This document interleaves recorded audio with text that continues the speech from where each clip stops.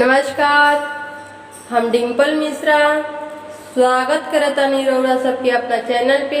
आज हम आप सब खातिर लेके आयल बनी एगो अच्छा सा प्यारा सा शिव जी के गीत। आप सब ये गीत सुनिए। अगर ये गीत पसंद आई तो लाइक सब्सक्राइब शेयर करें और हाँ कमेंट करके बताएं कि ये गीत आप सबके कैसन लागल हो।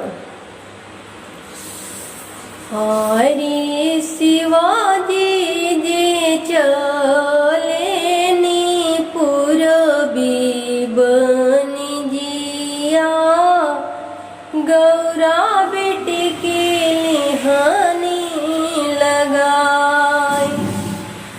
आय रे शिवाजी जी चलेनी पूरबी बनी जिया, गौरा बेटी के लिहानी लगाई। आय रे कबनी गईनी दूसर बनी गईनी, तीसर बनवा पड़े लगल बुन।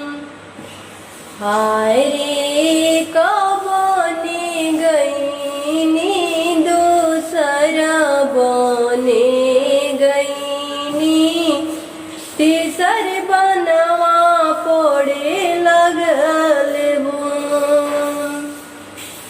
आरे शिवाजी के भीजे लाया से जाटा, गौरा सिरे ना पर बुन। आरे शिवाजी के भीजे लाया से जाटा, गौरा सिरे ना पर बुन। आरे कमना बरत तुहू कैलुए गौरा दे, तोरा सिरे ना पर बुन। आरे कमना बरत तुहू कैलुए गौरा दे, तोरा सिरे ना पर बुन। हरे कार्तिक मासे कार्तिक छठ कैनी, अगहना कैनी आतवार।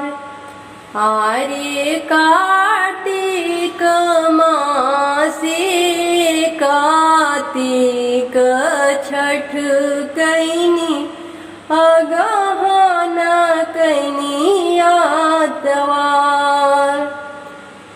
आरे सासू जी के लिपल घर में पावना डलनी, ननदों के नाकनी उपहास।